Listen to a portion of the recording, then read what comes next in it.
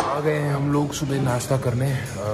बहुत ही फैंटास्टिक नींद आई रात को। सुबह बारिश नहीं हो रही है तो बहुत ही अच्छी बात है। पीछे भाई साहब हमारा बना रहे हैं ऑमलेट और बाकी का नाश्ता आ गया है। फटाफट नाश्ता करते हैं और निकलते हैं बाहर।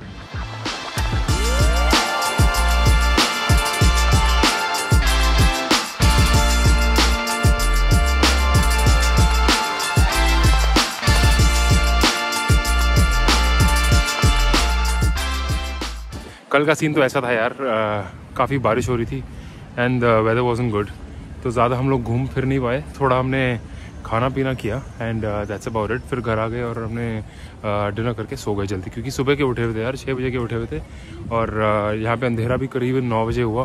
तो अब सुबह हुई है और आज का प्लान ये है कि हम जा रहे हैं ला साग्रादा फैमिलिया, जो है यहाँ का बहुत बड़ा कैथीड्रल, जो मिस्टर एंटोनियो गौदी ने बनाया था, जो स्पेनिश आर्किटेक्ट थे। दूसरी बात ये कि थोड़ा कल ओरिएंटेशन का इश्यू हो रहा था, क्योंकि नई जगह है, मैं पहली बार आया हूँ बार्सिलोना। तो हम जहाँ रह रहे हैं सिटी सेंटर है एब्सोल्युटली, और उस जगह का नाम है प्लाका कैटालुनिया। तो प्लाका कैटालुनिया के अगर आप साउथ साइड जाओगे तो आपको ला रामला की स्ट्रीट मिलेगी, और ला रामला जो है वो बेसिकली आपकी बहुत बड़ी शॉपिंग स्ट्रीट है, 1.2 to 1.5 किलोमीटर्स की। एंड उसके अराउंड गॉथिक स्ट्रक्चर्स के, गॉथिक आर्किटेक्चर के, वो इसलिए हैं क्योंकि जब रोमन एम्पायर यहाँ पे आया था मिडिवल एज में, अब उन लोगों ने कॉन्कर किया था। तब जब मेडिटेरेनियन सी से they landed to this place, that's exactly ये लोग रोमन्स ने यहाँ पे पूरा अपना एम्पायर डालना शुरू किया and they started living here. तो विच इज़ वाई आप जो स्ट्रक्चर्स देखते हो यहाँ के, वो ज़्यादातर गॉथिक है एंड रोमन एक्वायर्ड है वो सारी चीज़ें। तो मैं हूँ प्लाका कैटालोनिया पे।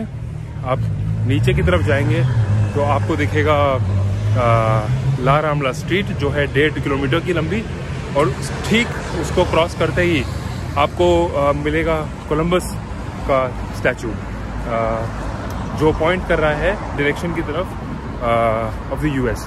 वो इसलिए क्योंकि जब वो अपने वॉयज के लिए निकला था और उसने यूएस एज अ नया कॉन्टिनेंट डिस्कवर किया था, जब वो वापस आया, he met the emperors here in Barcelona and उसने बताया कि ये जो एरिया है, जो the area that he is pointing towards is the US, where he is discovered the new continent.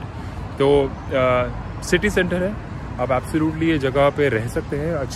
अच्छे होटल्स हैं, ranging from whatever prices you want to, और काफ़ी अच्छी मार्केट्स हैं यहाँ पे। तो मैं कहूँगा कि अगर आप आ रहे हो बार्सिलोना तो सिटी सेंटर में रुके, प्लाका कैटालोनिया के आसपास रुके।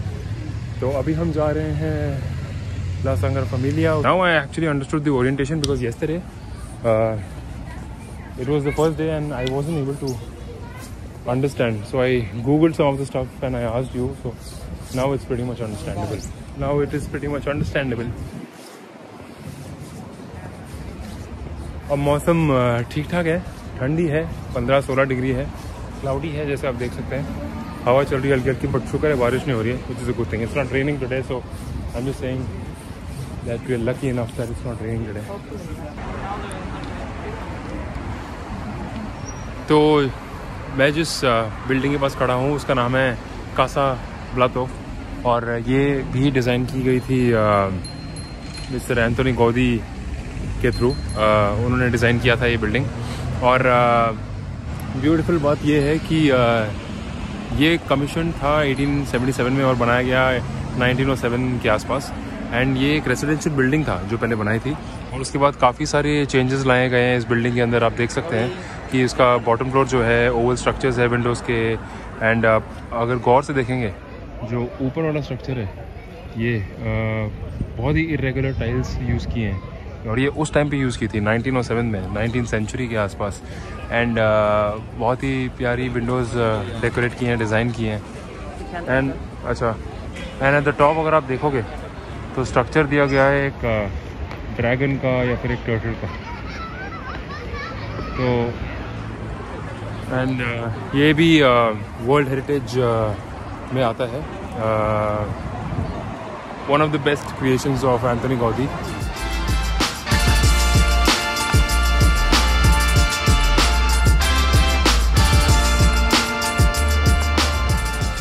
Alright, lovely people, let's take a while before I show you something so good. मैंने लाइफ में कभी ज़िंदगी में ऐसा नहीं सोचा था कि मैं ऐसा कुछ विटनेस कर पाऊंगा, but you have to check this out. पागल हो जाओगे देख।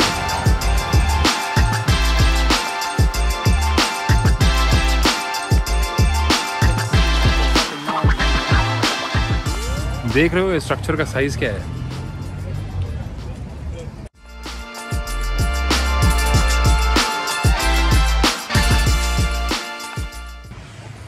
भाई क्या मजाक है। Look at it, oh my God, it is insane guys. Every detail, every bit of it. भाई फट गई देख के। This is the La Sagrada Familia,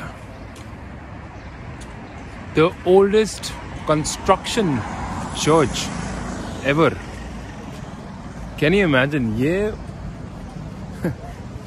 ये कंस्ट्रक्ट होना शुरू हुआ था 1882 में, एंड 1882 पे कंस्ट्रक्ट होते होते जो हमारे आर्किटेक्ट थे गाउदी, उन साहब की कंस्ट्रक्शन थी ये। 1882 से लेके 1926 तक उन्होंने काम किया इस चीज़ के ऊपर। मतलब 1882 से 1926 तक he was completely working on this project, and उन्होंने डिसाइड कर दिया था कि सारा काम जो मैं करने वाला हूँ इसके बाद it is only going to be around the church. मतलब आप देख सकते हो कितना मैग्निफिसेंट स्ट्रक्चर है ये। और आप ऊपर क्रेन्स देख रहे हो, you can see at the top. It has been almost 138 years जब से इसका कंस्ट्रक्शन शुरू हुआ था। 1882 में कंस्ट्रक्शन वर्क शुरू हुआ था। 1926 में unfortunately mister Gaudi died because of a tram accident, and locals को ऐसा लग रहा था कि वो एक कॉमनर है, बहुत कॉमन मैन है, और वो वहीं पे तड़प के मर गए। तो 1886 में शुरू हुआ था, 1886 या 82 में शुरू हुआ था। 1926 में मिस्टर गौदी मर गए, और तब से लेके अब तक बहुत ज़्यादा डिफरेंट आर्किटेक्ट्स आए over the period of time, and वो अभी तक उसका कंस्ट्रक्शन वर्क वैसा का वैसा ही चल रहा है। आप ऊपर देख सकते हैं कि अभी तक ऊपर क्रेन्स लगी हुई हैं, सारा काम अभी भी चल रहा है इसके ऊपर। एंड कहा जाता है कि 1926 में मिस्टर गौदी मर गए। 1936 में द स्पेनिश सिविल वॉर हुई, जिसकी वजह से इस स्ट्रक्चर की हालत थोड़ी बुरी हुई, एंड उनका क्रिप्ट जो है, उनका टूम जो है मिस्टर गौदी का, वो यहीं पे है। उनको यहीं पे समाधि दी गई थी। एंड 1936 में because of the civil war काफ़ी इसका जो वर्कशॉप थी अंदर, जहाँ पे इसका प्लानिंग बनाई गई थी मिस्टर गौदी ने about the architecture of this entire structure, उन्होंने डिज़ाइन करके रखी थी। और 1936 में उस अटैक की वजह से, सिविल वॉर की अटैक की वजह से वो सब डिस्ट्रॉय हो गया। तो 10-15 साल करीबन लगे 1950 में इनफैक्ट ये आर्किटेक्चर का कमीशन वापस से हुआ किसी और आर्किटेक्ट को, और उसने वापस से इस पे काम करना शुरू किया। भाई I am awestruck right now देखकर कि ये क्या बनाया है। I mean how much of you look at it, समझ नहीं आ रहा यार ये क्या स्ट्रक्चर है। और उसकी लंबाई देख रहे होंगे आप, ये करीबन 300 फीट लंबा है और 200 फीट इसकी चौड़ाई है। I mean, it's unimaginable to think of something like this and bring it in existence for people like us to embrace it. Like आप देखिए, it is beyond imagination.